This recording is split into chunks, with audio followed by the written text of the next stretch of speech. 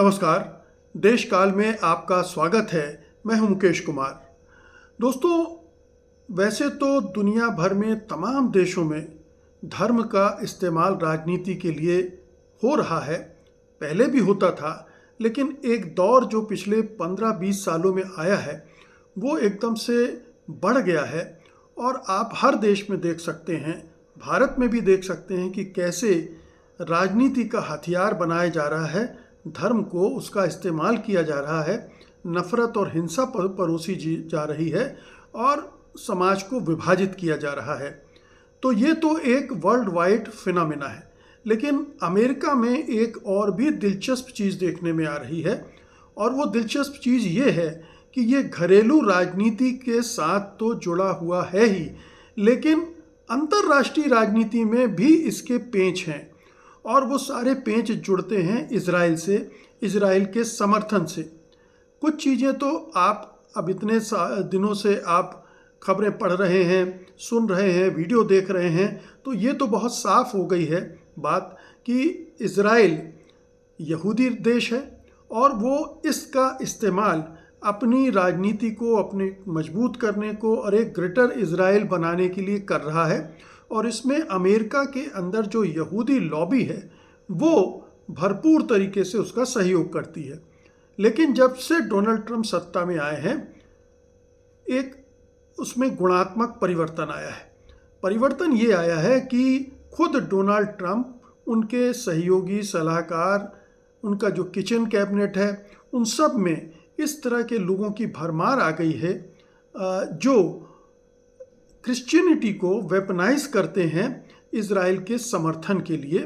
और उसमें बहुत सारे उदाहरण वो बाइबल से निकाल कर लाते हैं।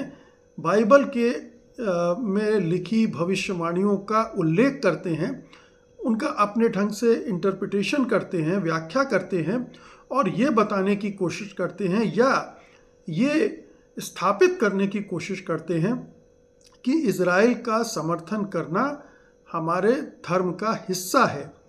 और इसमें ऐसा नहीं कि अमेरिका के सारी ईसाई ऐसे सोचते हों। उनमें से एक ख़ास तबका है जिन्हें इवेंजेलिकल क्रिश्चियन कहते हैं, उसमें भी एक हिस्सा है जो इसको बहुत गहराई से मानता है और इसके लिए सक्रियता के साथ काम करता है। और इस सब ने पूरे ट्रंप के इर्द गिर्द बहुत सारी चीज़ें ऐसी गढ़ दी हैं जिससे ट्रंप को अपने बारे में बहुत सारी खुशफहमियाँ, जैसे हमारे प्रधानमंत्री मोदी को कभी हो गई थी नॉन बायोलॉजिकल होने की, वैसी ट्रंप के बारे में भी वहाँ के पेस्टर या जो धार्मिक गुरु हैं वो इस तरह की बातें कर रहे हैं। और दिलचस्प बात यह है कि जब पोप ने इसे गलत बताया, इजराइल जो कुछ कर रहा है या इजराइल ने लेबनान में अभी जिस तरह से नरसंहार किया है या गज़ा में जिस तरह से नरसंहार किया है, उसका जब पोप ने विरोध किया तो ये जो अमेरिका की सत्ता में बैठे लोग हैं वो उनके खिलाफ भी हो गए, उनसे भी चिढ़ गए, क्योंकि उनके अंदर इजराइल के को समर्थन देने का जज्बा इतना बढ़ा हुआ है, उनमें उसको लेकर आस्था इतनी प्रबल है, अंधेपन तक है कि वो कुछ और सुनना ही नहीं चाहते। इसीलिए तमाम जगहों से सवाल उठ रहे हैं कि ये जो कुछ घटित हो रहा है अमेरिका में वो कितना खतरनाक है। अब आइए इसको थोड़ा सा विस्तार से देखते हैं कि ट्रंप प्रशासन और जो क्रिश्चियन जायनिस्ट हैं, जायनिस्ट यानी यहूदीवादी हैं, वो कैसे बाइबल का इस्तेमाल कर रहे हैं, कैसे उन्होंने क्रिश्चियनिटी को वेपनाइज किया है अपनी पॉलिटिक्स के लिए घरेलू स्तर पर अमेरिका के अंदर, और कैसे वो इजराइल का समर्थन करने के लिए जस्टिफिकेशन ढूंढ रहे हैं बाइबल से। ट्रंप प्रशासन में इवेंजेलिकल सपोर्टर बहुत सारे हैं। माइक हकबी जो कि ट्रंप के समधी हैं, जो जिन्हें इजराइल में उन्होंने राजदूत नियुक्त किया है, वो हैं। पीट हेगसेट हैं जो रक्षा मंत्री हैं। जॉन हागी हैं, ये हैं। और इसके अलावा उनके अपने दामाद जेरेड कुशनर हैं जो कि खुद यहूदी हैं और उनकी पत्नी ने भी अपना धर्म मतलब ट्रम्प की बेटी ने भी अपना धर्म बदल लिया है और वो कुशनर की वाइफ हैं। तो ये एक पूरी मंडली है आसपास उनके यहूदियों की, जो इस क्रिश्चियन जायनिज़्म को बढ़ावा दे रही है और बाइबल की कुछ स्पेसिफिक, ख़ास तौर पर जो बाइबल में अंतिम समय की भविष्यवाणियाँ की गई हैं उसको कोट करते हुए इज़राइल के समर्थन और ईरान के खिलाफ कार्रवाई और मध्य पूर्व की नीतियों को ईश्वरीय योजना यानी डिवाइन प्लान के रूप में पेश कर रहे हैं। ये जो वेपनाइजिंग क्रिश्चियनिटी है, ये ज़्यादातर जो ओल्ड टेस्टामेंट है, बाइबल के पुराने नियम हैं, उसमें से लिए गए हैं और उनका शाब्दिक अर्थ निकाला गया है। बेशक ये अर्थ नहीं है जो कहा जा रहा है, उसका अपने मतलब का अर्थ निकालकर इज़राइल का समर्थन किया जा रहा है और इसीलिए कहा जा रहा है कि ये जो इस्तेमाल है बाइबल का, दरअसल वो ईसा मसीह के उपदेशों का उल्लंघन है, बल्कि उनके अपमान है, क्योंकि ईसा मसीह करुणा, दया, प्रेम की बात करते थे और यहाँ ये जो उदाहरण लिए जाते हैं उनका उल्लेख करके ये विशुद्ध रूप से हिंसा, नफरत पर आधारित हैं और एक ऐसे देश के समर्थन के लिए इनका इस्तेमाल किया जा रहा है जो कि विशुद्ध रूप से घनघोर सांप्रदायिक, उग्रवादी और हिंसावादी है, जिसे अब रॉग स्टेट कहा जाता है, उपद्रवकारी देश कहा जाता है, जो अंतर्राष्ट्रीय कानूनों, नियमों, नैतिकता, मानवीयता किसी पर काम नहीं करता है।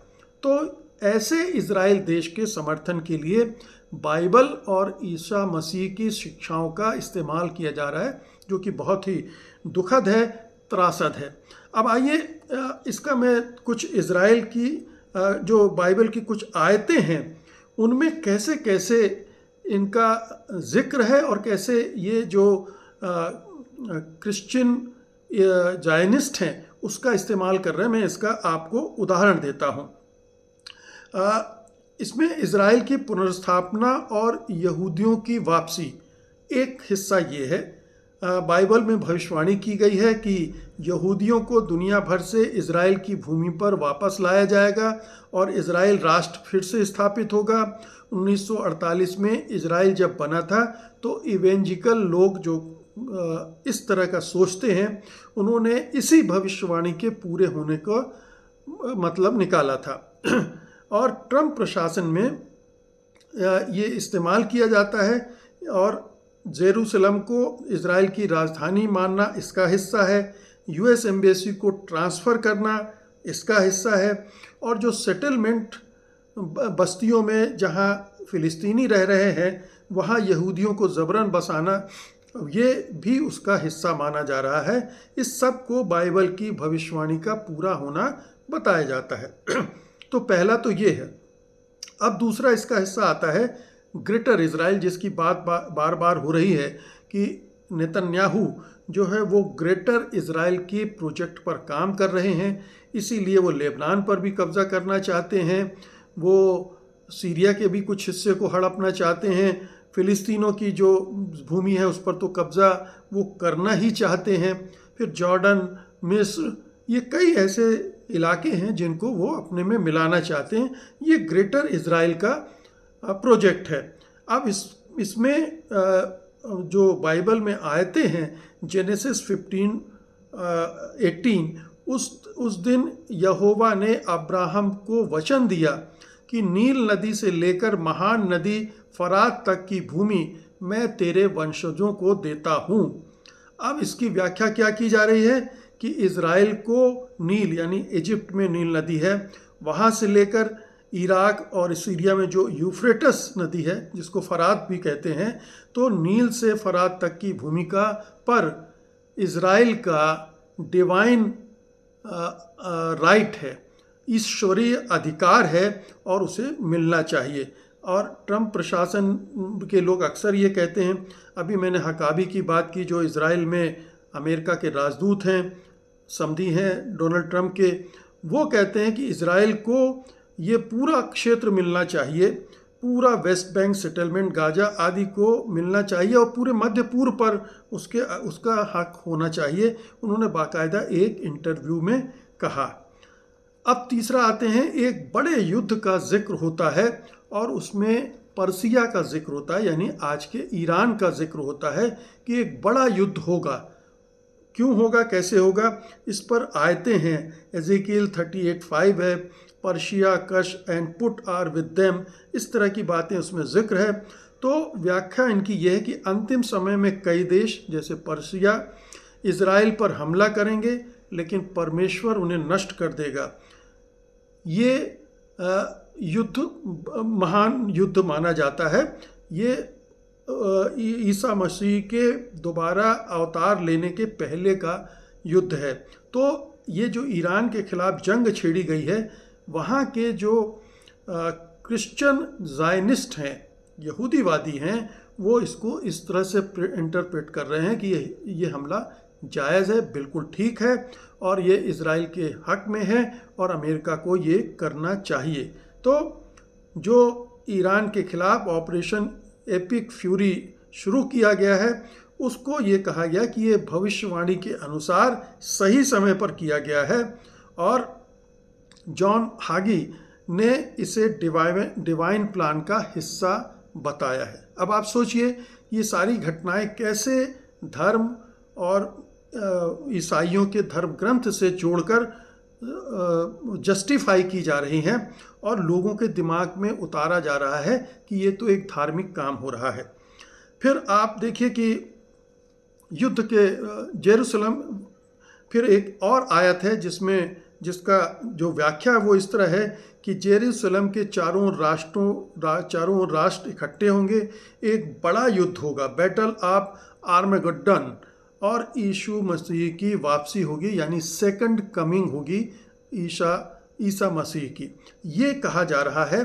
तो उस युद्ध की बात की जा रही है कि ईरान को युद्ध में हराने के बाद कई देश इकट्ठे होंगे इज़राइल के आसपास और फिर एक और बड़ा युद्ध होगा और उसके बाद ईसा मसीह की वापसी होगी।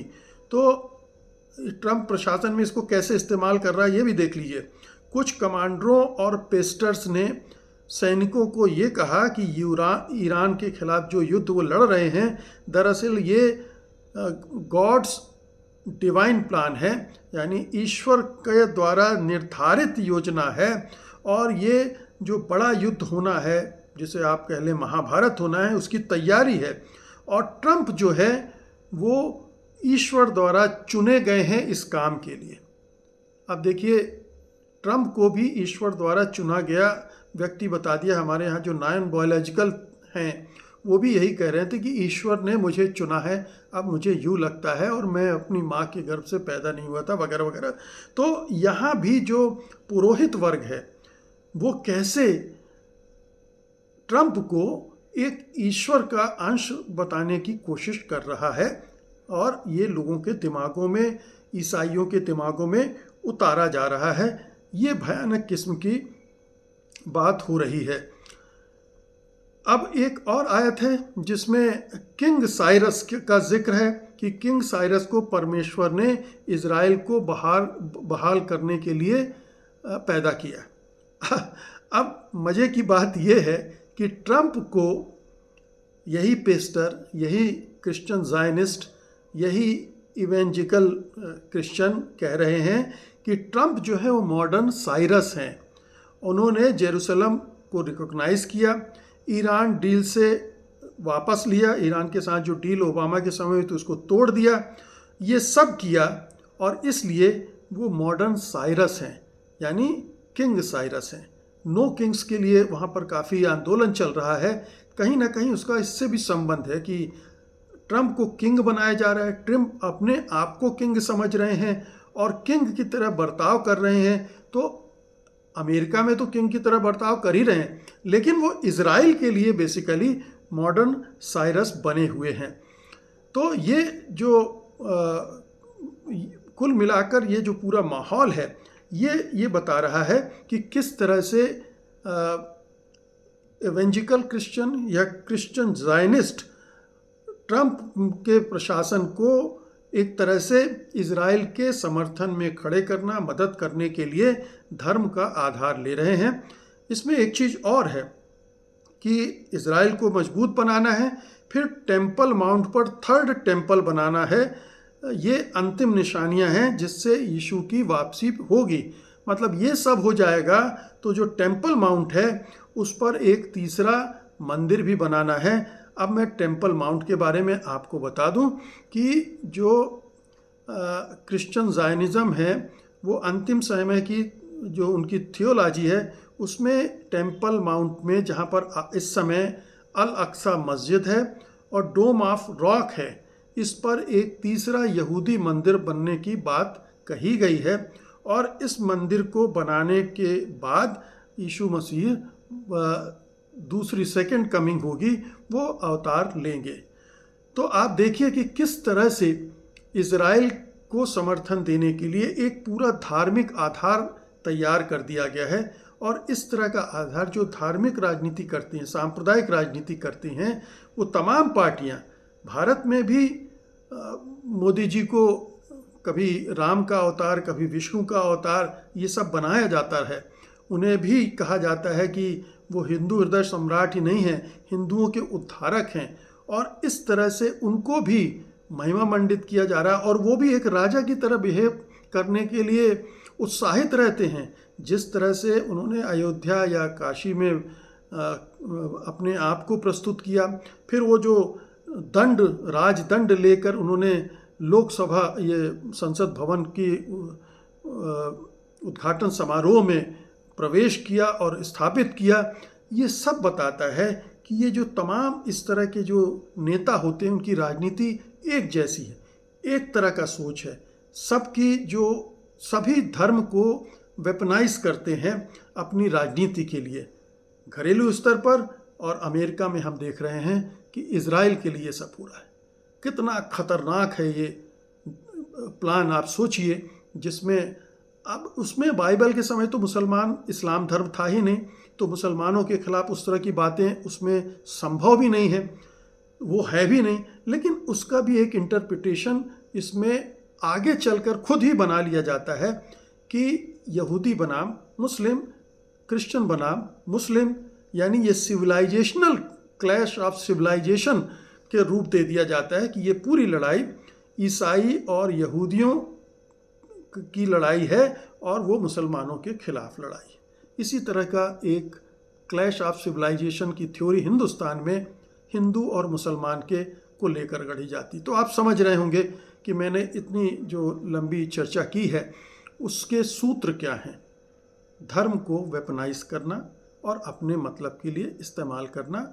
इजराइल ने इसको इस तरह से किया है, ट्रंप ने उसको उस तरह से किया।